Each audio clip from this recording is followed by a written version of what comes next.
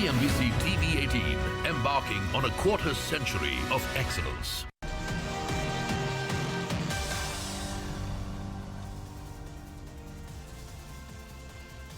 Welcome back. You're watching Newscentre. India is looking for greater market access for its alcoholic beverages as exports are set to cross the $1 billion mark. Abhimanyu Sharma spoke to Rajesh Agrawal, Additional Secretary at the Commerce Ministry, to find out more about the government's plans.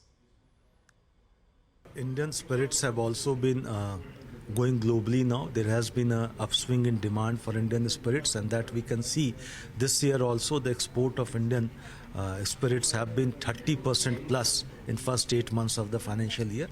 The Indian brands have been achieving a good value realizations in various geographies. So there is a demand for these brands. So we feel this is right time to showcase all the work that is being done domestically in this sector, and that's why they are being brought in as a part under one umbrella of Indus Food as a complete section on Indian beverages, so that people can, the global buyers can have a look at it, taste it, and also see how it can be taken across the world. We also feel under FTAs also the market access for Indian spirits, wherever it is lacking, we are trying to see and leverage it. And at the same time, we are also trying to look at whether Indian spirits need to have their own brand or get a part of become a part of a global brand or a global names and things like that.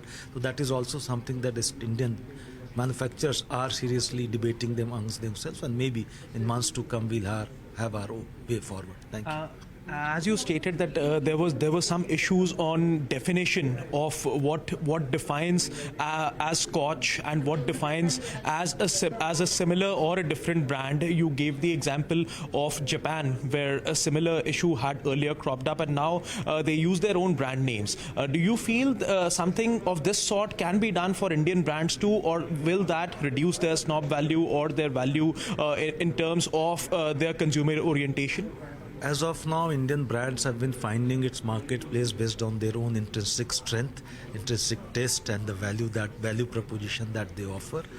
This debate on whether a whiskey produced in other country can be called Scotch or not, there is certain technicality around it, wherein a minimum of 3-year maturation period is required under law in many other countries, whereas Indian maturation is achieved in a much shorter duration because of our tropical climate. So that debate is on. However, many countries have moved ahead in this sector with their own branding, and Indian manufacturers, as I told, are also debating it out amongst themselves.